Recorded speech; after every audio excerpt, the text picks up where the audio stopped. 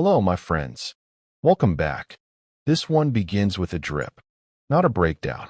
Not a crash. Just a quiet, steady drip of oil onto a concrete floor, somewhere in America, sometime in the 1950s. But before I tell you about the drip, I need to tell you about three motorcycles that vanished. They were built for a film in 1969. They were assembled in a garage by men trying to make a movie. They were painted with the stars and stripes. They carried engines from 1951 and 1952. And they became, in the months after that film was released, the most recognizable motorcycles in the world. Three of the four were stolen before filming was even complete. They have never been found. The fourth one sold at auction in 2020 for $1,350,000. Built on an engine that Harley Davidson never officially named. An engine whose name was given to it by mechanics who looked at it and saw something that reminded them of a kitchen. And the most remarkable thing about those stolen bikes is not the money. It is what the engines underneath them were, and where the technology in those engines actually came from. It came from a war, from an aircraft, from an aluminum casting technique developed to build fighter planes. Stay with me. The motorcycle is parked outside a diner. Its owner is inside, drinking coffee, probably talking about the ride. The machine sits in the sun, its chrome catching the light, its engine ticking as it cools. And from somewhere underneath it, from a gasket that has never quite held the way it should, from the particular place where aluminum heads meet cast iron cylinders, and the two materials expand at slightly different rates when they heat and cool, a small, dark spot is forming on the concrete. It will be there when the owner comes back. He will look at it, nod slightly, and ride away. He has looked at spots like this before. Every owner of this machine has looked at spots like this before. There is even a joke about it, spoken among riders with the affection that people reserve for the flaws of things they love. If it is not leaking oil, it is out of oil. This is the Harley Davidson Panhead, an engine produced from 1948 to 1965, an engine whose name Harley Davidson never officially used, because the name was not theirs to give. It was given by the mechanics who worked on it, who looked at the rocker covers and saw the shape of an upside-down cooking pan and started calling it that. And the name spread the way useful names do, faster and further than any press release. And this engine, Imperfect, leaking, named by accident, became the foundation of an entire culture. One that changed how America looked at motorcycles, how motorcycles looked, and what a motorcycle could mean to the person riding it. But to understand why the Panhead was necessary, why Harley's engineers were under pressure to build something new in 1945, you need to understand what it replaced, and what the engine it replaced was doing to the people who owned it. Because the problem the Panhead was solving was not abstract. It was something every knucklehead owner felt on a long ride in summer, in a specific and unpleasant way. The Knucklehead engine had been Harley's flagship since 1936, named, like its successor, by the shape of its rocker covers, which resembled the knuckles of a clenched fist. It had been a genuine advance when it launched. It had carried Harley through the war years and into the post-war boom. But it had problems that accumulated over time and over miles. It leaked oil persistently. It ran hot on long rides, the cast iron cylinder heads retaining heat in a way that pushed the engine toward its limits on the kind of day that riders most wanted to be out on a motorcycle. The valve clearances required regular manual adjustment, a knowledgeable mechanic, a willingness to pull things apart on a schedule that not every owner maintained. By 1945, with the war over and America entering the most prosperous decade in its history, Harley's engineering team began developing something better. The material that changed everything was aluminum. During the Second World War, the aircraft industry had developed precise, high-quality aluminum casting techniques that would have been considered impractical before the war.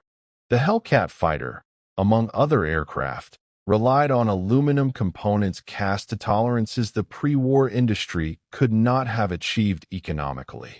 When the war ended, those techniques became available to civilian manufacturers, and Harley's engineers understood immediately what aluminum cylinder heads could do for an engine that had been running too hot on cast iron for a decade.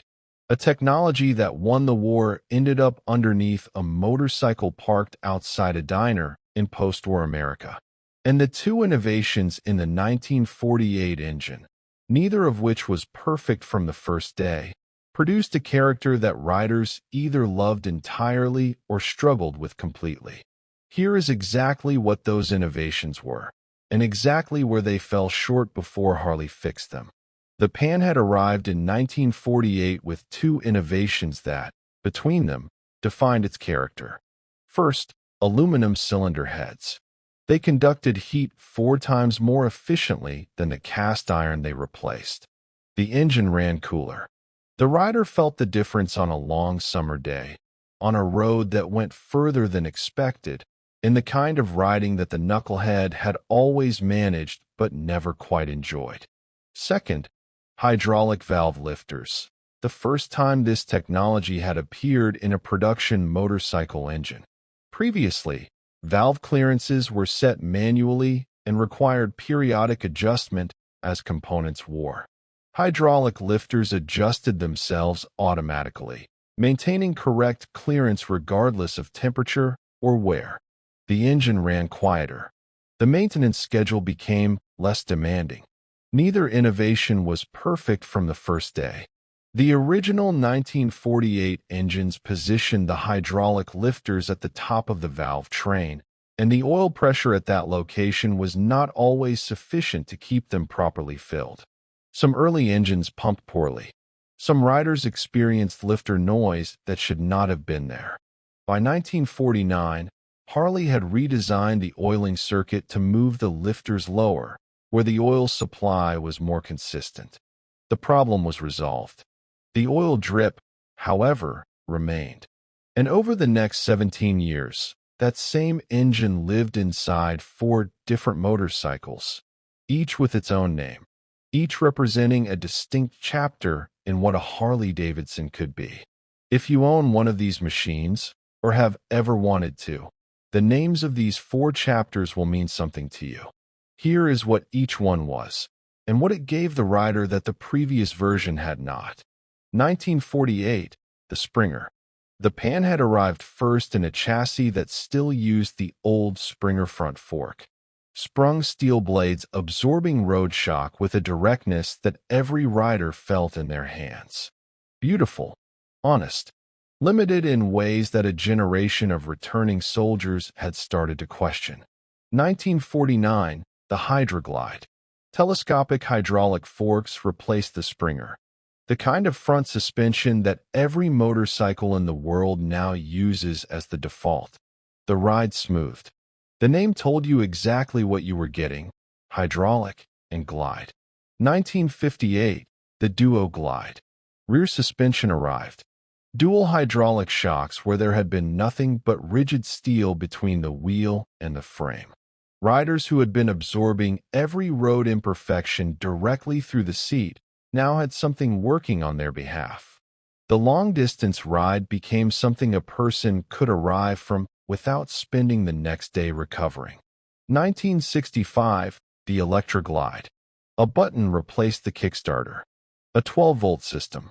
A battery large enough to turn the engine reliably on a cold morning. The ritual of the kickstart, the particular skill required to bring a big V-twin to life without it kicking back against the rider's shin, was over. The modern touring motorcycle, in the form that riders know it today, had arrived. Each of these was a Panhead. Each name described a specific advance. The engine underneath each name was the same basic architecture, refined, adjusted, improved, but recognizably continuous. From 1948 to 1965, But the Panhead's most lasting contribution to motorcycle culture did not come from Harley Davidson at all. It came from the men who bought the bikes and then, methodically and creatively, began to take things off them. And what they built in their garages from those dismantled machines is something that every motorcycle you have ever admired owes something to. Returning veterans from the Second World War came home with specific ideas about what a motorcycle should be. Lighter, lower, faster in a straight line, stripped of the accessories and weight that the factory had added for comfort and appearance. They removed the front fender, shortened or removed the rear fender, replaced the heavy touring fuel tank with a smaller one, sometimes called a peanut tank. They raised the handlebars, or stretched the front fork, or changed the seat, or removed components that served no purpose they cared about. The modified machines were called choppers because the original bikes had been chopped, reduced to a different and more essential form. The word entered the language of motorcycling and stayed there. Every chopper built since the 1950s, every long-forked, low-seated, stripped-down custom motorcycle from any era, owes its existence to what those veterans did with their panheads in garages across post-war America. Harley did not create the chopper.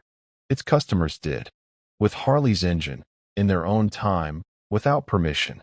And then, in 1969, a film took everything those veterans had built in their garages and put it on cinema screens in front of the entire world. 2 motorcycles, a road across the American Southwest, and 4 versions of the Captain America bike, 3 of which disappeared before anyone fully understood what they were looking at. In 1969, Easy Rider introduced the Panhead to the world. The motorcycle that Peter Fonda rode, painted with the stars and stripes, the long front fork, the low seat, the sound that filled the cinema, was built on Panhead engines from 1951 and 1952. 4 versions were constructed for filming. The production team called it Captain America. 3 of the 4 Captain America bikes were stolen from the production facilities before filming had even completed. The 4th survived, used in the final scenes, and passed through various hands across the following decades, its provenance disputed, its value growing with every year. The film's cultural significance did not diminish. In 2020, a motorcycle identified as Peter Fonda's Captain America Panhead sold at auction for $1,350,000. The stolen bikes have not been found. They were built on engines from 1951 and 1952, on frames assembled in a garage by men trying to make a film. They became irreplaceable. They vanished. History does not always allow itself to be recovered. And in 1965, 4 years before Easy Rider, for years before the world understood what it was looking at, the Last Panhead came off the production line. Nobody made a ceremony of it. Nobody knew they were witnessing the end of something. Here is what that last day looked like, and why the absence of ceremony is, in its own way, the most honest ending this engine could have had. In 1965, the Last Panhead came off the production line at Harley Davidson's Milwaukee factory. Nobody made a ceremony of it. Nobody knew, exactly, that they were witnessing the end of something. The shovelhead engine was ready, more power, better cooling, more modern in its architecture. The transition was routine, the way transitions between engine generations always are from the inside. The riders who had bought panheads kept riding them. The men who had chopped them kept riding the choppers. Easy Rider would not be released for another 4 years, and the retrospective weight that the film would give to the Panhead era had not yet accumulated. But the drip on the concrete floor was, in 1965, making its last new spots. The engine that had been named by mechanics who compared its covers to cooking pans, that had been improved by the same aluminum technology that helped win the war, that had been chopped and stretched and modified by a generation of riders who refused to accept the machine as it came from the factory. This engine was done. What came after it was better. What came after it was not the Panhead. And that difference between better and the same thing is the most important thing this story has to say. Not about motorcycles, about anything you have ever tried to build. The Panhead was not the best engine Harley ever made. It leaked oil throughout its production life. Its early hydraulic lifters needed a redesign within the first year. Its bottom end was not built for the modifications that riders immediately began making to it. And it became the foundation of an entire culture. The chopper, the custom, the long-forked American motorcycle that appeared in films and songs and on the walls of garages across the world. It was given a name that was never official. It was defined not by the company that built it, but by the riders who used it and changed it and made something new from it. The imperfect thing sometimes outlasts the perfect one. The thing that people can get their hands on, modify, argue about, repair badly, and then repair better.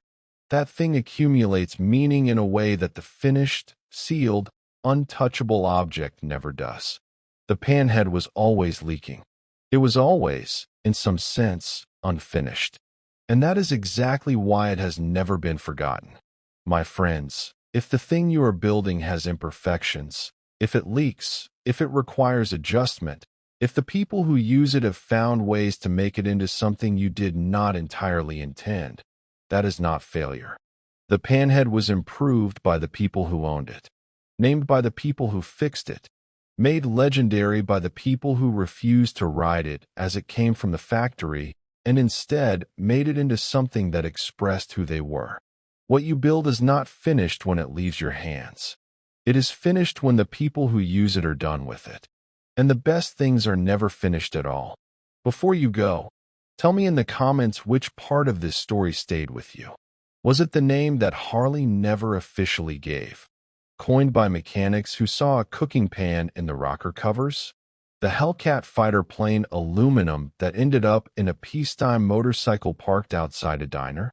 The 3 Captain America bikes stolen from the Easy Rider set that have never been found? The $1 million auction result for the one that survived? Or the oil drip, constant, inevitable, accepted, that became part of the identity of everyone who loved this engine? Subscribe if you want to follow these stories wherever they lead. Until then, let it leak a little. The things that get remembered usually do.